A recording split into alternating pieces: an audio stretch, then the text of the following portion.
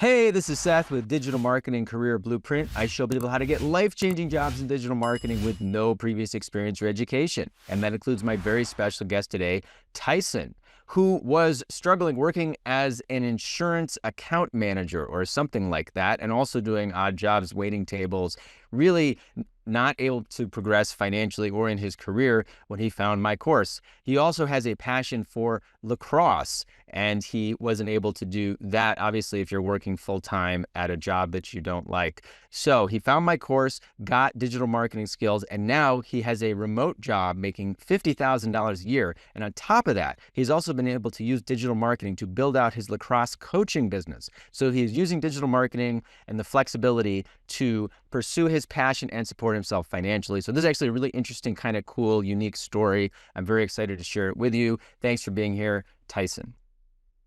Hey there, Seth. Super glad to be here. Thanks for having me.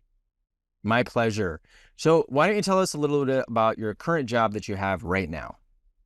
Yeah, so current job, I got hired at Team Velocity Marketing. It's an awesome company that does SEO basically just for car dealerships.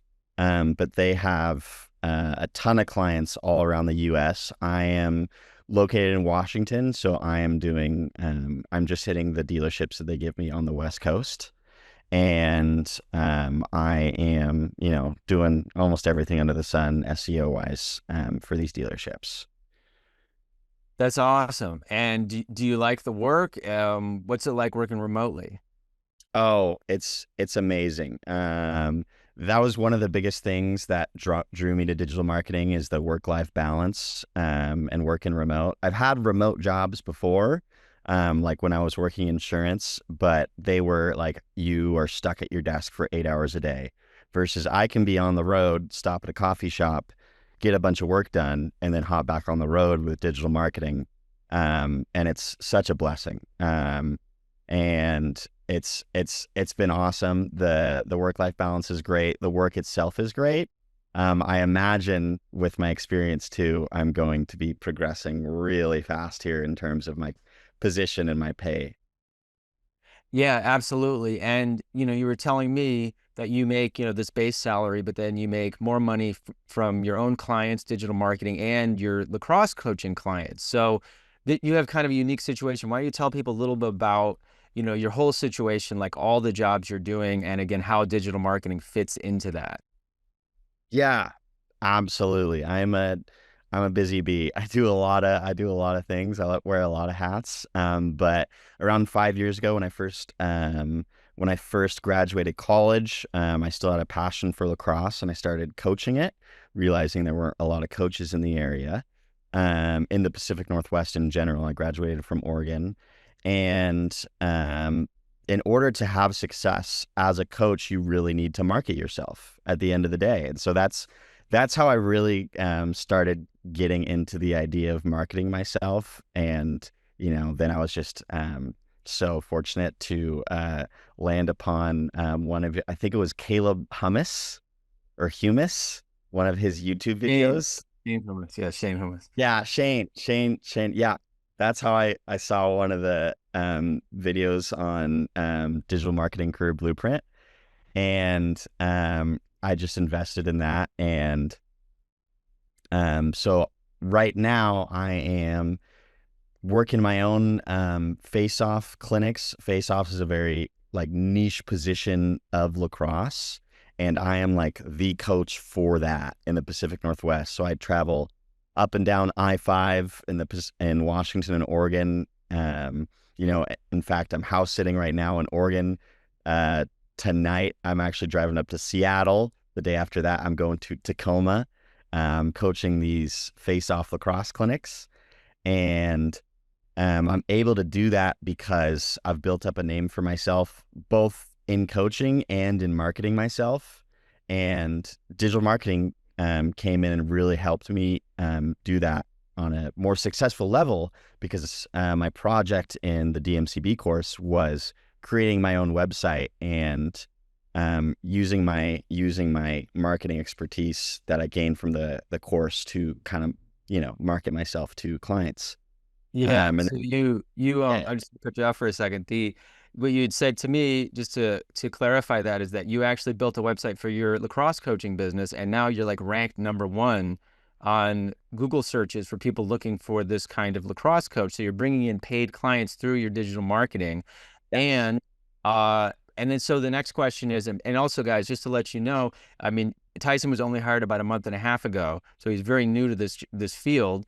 And we want to, share more about the specific journey, how you got there. But you're doing all this coaching and traveling while you're working, but you're working full time. And so, yeah, just like, what's it like juggling all that stuff, and how does it feel? Yeah, no, like I said, I wear a lot of hats. I love to fill up my schedule. But it feels great. And to finally be able to do that, because that's honestly the biggest reason I've jumped from job to job.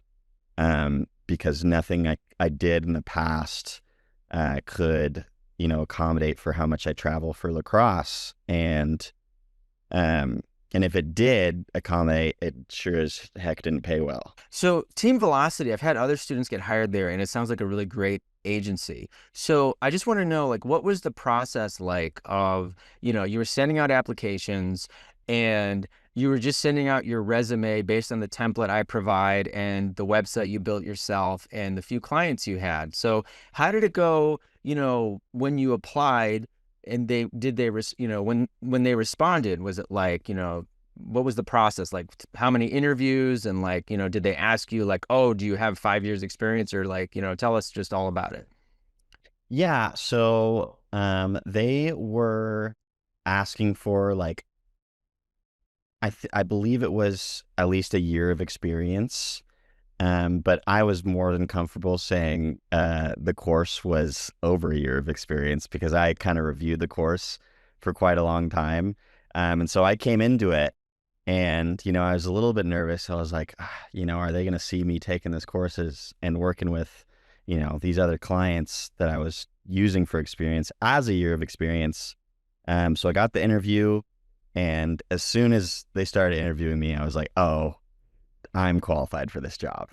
And we finished the interview. 2 hours after that first interview, they were like, all right, second interview in a week. I was like, cool. And then I met with the supervisor of the SEO department, and he started asking me a little bit of questions, and he had already seen the projects that I did, like my SEO audit and my mock PPC campaign. And so he honestly didn't really have a lot of questions for me. He saw that, and he's like, hey, do you have experience in this or this or this? And I'm like, yeah, I've dabbled in SEMrush a little bit. I've done this. But honestly, I think he was ready to hire me before the interview even started. So the next day I got hired. That's awesome. That's really great. And, exciting, the process. And so what was it about that first interview where you were just suddenly not nervous and like, oh yeah, I'm qualified for this? Like, how did the first interview, like, yeah. Yeah. Well, I think, and I feel like this is probably pretty common for a lot of marketing agencies, in that I had someone in HR asking me these questions, and she knew a little bit of the digital marketing vernacular, but she wasn't, as well versed in it as I was going through the course. And so as soon as I started, talking about keywords, and talking about, ad campaigns, and, all the nitty gritty details, I think she was ready to pass me along to the second interview off the rip. Yeah. Yeah, that's great. I'm really happy. We interviewed a lot of people, and this particular angle of the interview is really important for people to understand. Again, that first round of interviews could be just with an HR person. And the thing that you said, I love, it's very natural when you said you knew you were qualified. This is where the kind of wax on, wax off of the course comes into play. You've been studying digital marketing, you're learning it, you're acquiring the knowledge. Now you're like eating, drinking, breathing digital marketing. You've got clients, it's in your brain. You are a digital marketer because of those experiences. And now, when you talk to this HR person, you have more knowledge than she does. And that's the attitude I like you guys to have, no matter who you're talking to, and unless you're talking to the senior CEO who's got 10 years experience, I want you to have that confidence of just knowing, I know this stuff. I may not have, managed $1 million in ad spend or a 10,000 page website, but I know, you said keyword research, competition research, Yeah. Google Ads account structure, whatever it is. And, it sounded like your knowledge of Google Ads also played in. They understand, this guy knows digital marketing. So the first round is like a no-brainer. And again, I want you guys to have that confidence when you go into that first interview. So you got into the second interview, like what kind of things were they asking you in the second interview?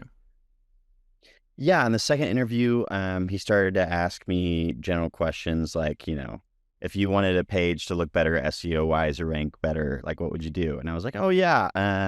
So first thing I would do was look at where the keywords are in the title tag, the header tags, the meta description, look at all image tags, and then after that, how much content is on the page, all that kind Yeah, of stuff.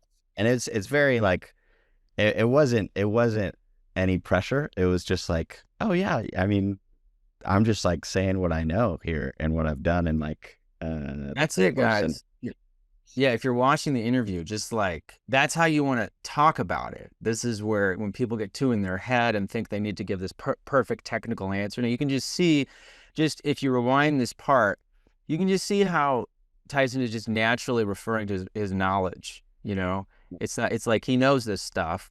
I'm sure in the interview you give a more detailed answer, but like you're just speaking more naturally. That's you know I know this stuff. And that's the thing about an interview is that they're not looking for you to give you like the perfect answer. They're looking at your thought process. And they can say, oh, okay, this seems like this guy's been doing this. He's been, auditing websites and optimizing websites. So yeah. And I love that. I mean, these are still very basic questions. And I say this again and again because people have this sense now, they've this impression that, oh, AI is taking over everything and they're just going to ask you all these questions about chat GPT and this and this. That's not what is necessary for the job. So I'm curious, again, you're hired like a month and a half ago. How did AI play into the interview? Was it mentioned at all? Did they ask about your knowledge? Did it come up? Like, how did that go? um, funny enough, I use it quite a bit. In the job, in the interview, not a word. They didn't ask about it at all. I think I actually brought it up when I was talking about I started talking about Google Ads and like how Google can I used an example of Google like overcharging clients because they use their AI to run their ad campaign, and talked about like how I need to be able to know how to use AI to benefit the client, but um it's not going to do my job for me for sure. Yeah. Yeah, that's what I'm trying to say, guys. Like it's a tool. It's how, and again, when you spend enough time using AI, and it's an amazing tool. I mean, we're all using it more and more, but you see the limitations again and Mm. again. You need someone guiding it. It will, what is it? The hallucinations, the wrong information.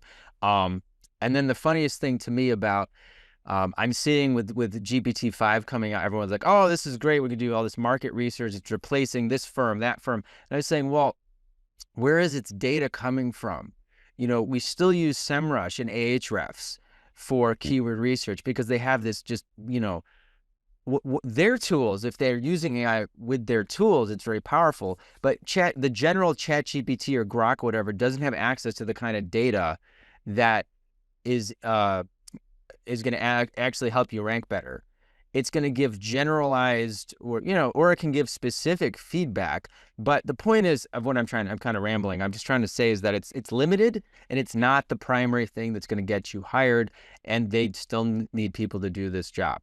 So yeah, man, I mean, but it sounds like, yeah, it's the second interview, you got to the third interview and then you got hired. And what was it like, getting hired and actually like sitting down for your first day of work at this job that you've never done before?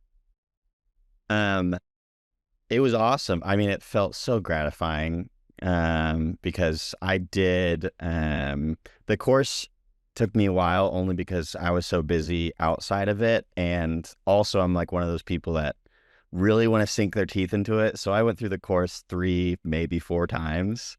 Um, I could have gone through it like once, maybe twice, honestly. But once I sat down, I realized, oh wow, the bar is low.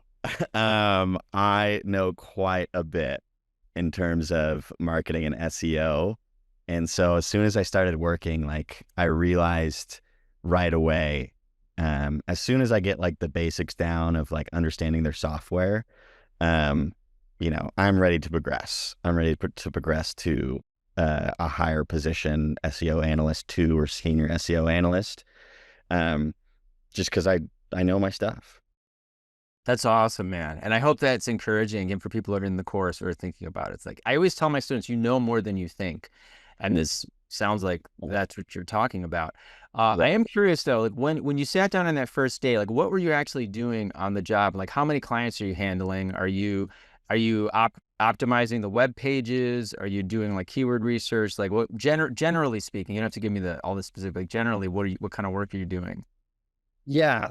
So for when I first sat down, I had my team lead. He was going to help me with a lot. So they weren't all mine, so it sounds daunting, but they gave me 30 clients, and I was quote unquote in charge of their websites, but I was getting a ton of help from my team lead going through each one and kind of organizing, the game plan of what needs to be done. And the majority of the time, especially for dealerships, car dealerships, something that's kind of like mundane as they are, it's a great first step. I'm very happy that I got this job at first because it's a lot of just building out web pages and lots of web pages for this car, or web pages that are like search results pages for, cars under 15K, cars under 20K. And all you're really doing is building out those pages, putting in meta description, header tag, title tag, and then after you build out those pages, just poking around, making sure everything's optimized. That's great, man. And I think it's just again like I mean there's another interview I'm publishing with Josh who's also working in SEO, and as much as I have included in the course the AI, generative AI, the search results, you have to remember, guys, that it's true when you Google something nowadays and the AI search result comes at the top, right? And people are saying, "Oh, SEO is dead." Well, Google has to draw that data from somewhere. It's Hmm. using SEO. It's It is. taking SEO optimized web pages and using that for the AI generated results. And everything you're describing is still very basic SEO techniques and skill sets. So Mhm. so yeah, man, I'm very happy for you. It sounds like a perfect, as you said, first job. And guys, like what I said in the interview is that, this is such a unique story because he's got the base foundational salary, 50K, which is, this is a great entry level salary. He's going to be making more, probably in a few months, you'll be making more money on Oh that. yeah. Then you use digital marketing to build out your lacrosse coaching business, and then you make enough, that pays an extra, whatever you said, like 10,000 a year on top of that, and you're doing something you love. Um, Mhm. and so I think that's a really unique story. Like you're like the only was a face-off lacrosse coach in the Pacific Northwest. Your website is ranking for that. You're getting clients all the time. You're traveling, and you have this foundational job that allows you to do it. So I'm very happy for you. Um, I want to thank you for sharing your story with us on the internet. Is it okay if people reach out to you on LinkedIn if they have any questions? 100 million% yes. Absolutely. Yes, yes, yes. Awesome. I will put your link in the description below the video. Thanks again, Tyler. I'm very excited for your new career. I want to circle back with me in a few months, and I want to see how you're doing. And is there anything else you want to say to me or anybody watching the interview? Yeah, I just want to say, first of all, thank you, Seth, for putting up together this course. It really, I was looking for something that I could sink my teeth into, in digital marketing quite literally changed my life. And on top of that, it can seem daunting getting into this career field, especially with the kind of rumors about AI.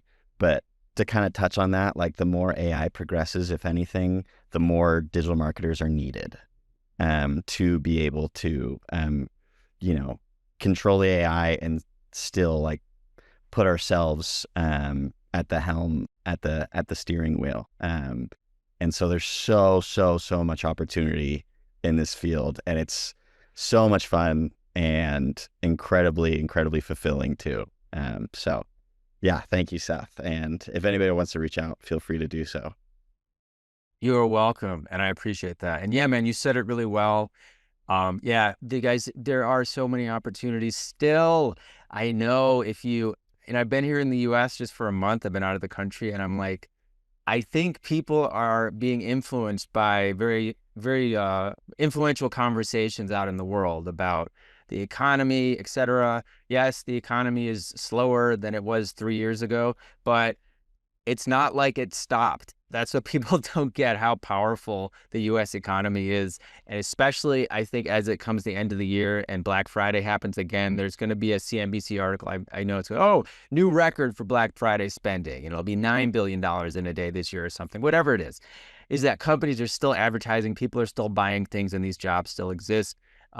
So yeah, so if you haven't checked out my free webinar, click the link below this video to check it out. That's how Tyson got started. That's how all these people that you've seen interview got started. It's called How to Get a 60K a Year Career Within 1 Year with No Previous Experience or Education. And I explained to you more about digital marketing as an opportunity, as a field that is not really taught about in college. It blows my mind. It's been 9 years since I started doing this course, and most major universities still, if you major in marketing, do not teach digital. It is absolutely insane. You don't take my word for it. Google it, look at the curriculums, and you'll see that's why there's still so many opportunities. The industry keeps growing. There's still a lack of skilled workers. As Tyson said, the bar is low. That's what he meant, is like to say that you don't need to know that much to get your foot in the door. So that's my inspirational sermon about that.